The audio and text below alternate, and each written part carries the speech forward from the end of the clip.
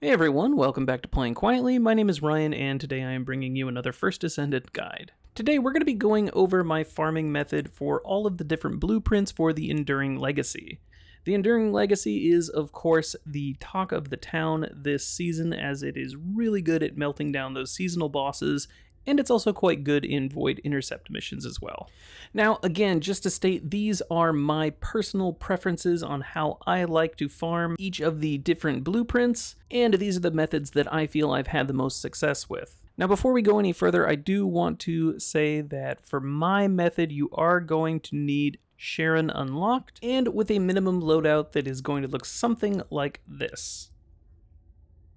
This is going to give us just enough uptime on our stealth so that we are able to hack all of the terminals in the missions that we're going to be going after. So with that, let's take a look at our first pattern that we're going to be going after, the Polymerium Blueprint.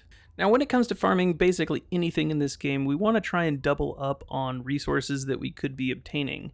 So when it comes to this, if there are any of the ultimate descendants or even just regular ascendants that you're also going after, be sure to take a look through these and see if there's anything that you're also farming for. So for example, we have ultimate Glay stabilizers here. We have ultimate Valby. However, I really like going after the energy activators as I already have Valby and Glay.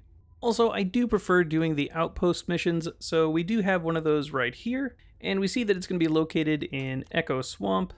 However, we see that we do need to have a successful infiltration, which is why we need Sharon. However, this is one of the easier ones to farm in my opinion. So once we find the outpost, we just want to set up shop right around this area here, and when things activate, we are going to stealth, and we see that we can just drop down right on that first node there, and we're going to work our way around clockwise and hack all of the nodes. Alright, so let's go ahead and run one of these.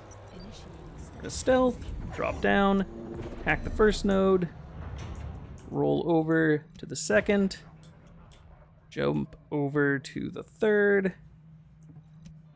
and I would recommend parking yourself right here and taking out the boss nice and easy. And we see that we did get one of the amorphous materials. Moving right along, let's talk about the synthetic fiber blueprint. Now for this one, unfortunately, we don't have access to an outpost. They are all going to have to be from intercept missions, but still we do have some pretty strong candidates all around. For our first one, we could also be going after an ultimate Glay code, the second one an ultimate Ajax code, and the third good option would be an energy activator blueprint. For me, I am still working on Ajax, so I recommend going after pattern 78. And luckily, this is actually one of the easier ones to farm, as it does seem to have a real 32% chance to drop. I've gotten this one most commonly out of any of the parts. Next up, let's talk about the Nano Tu Blueprint. Now again, we have a few different options here. We have two options that are going to be intercepts and two options that are going to be outposts. So that being said, I will say I have had absolutely terrible luck with pattern 111.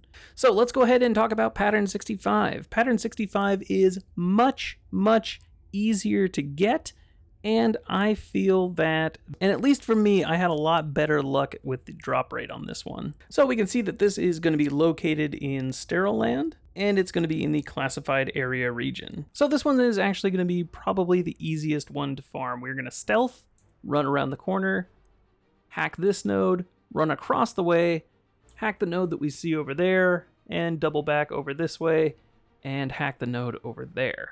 So let's go ahead and see what a run of this one is going to look like.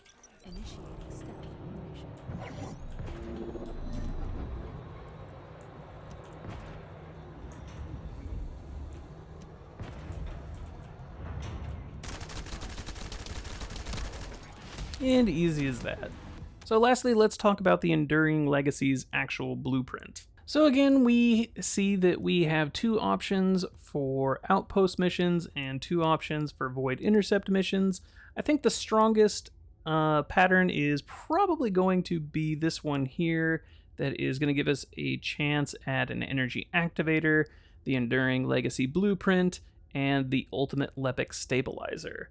That's a really strong option. However, my preferred option is pattern 119, and that is going to be farmed in the fortress at this outpost here.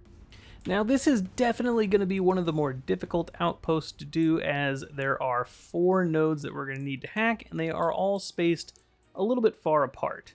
However, I'm going to show you the route that I use to hack the nodes, and with the setup that I showed you with my Sharon, we're just going to be able to squeeze it out. So let's go ahead and take a look at what this run is going to look like. Immediately, we're going to hop over the rail. We are going to hop up here, give it a roll back over here, and come back down here, and we got them all just in time.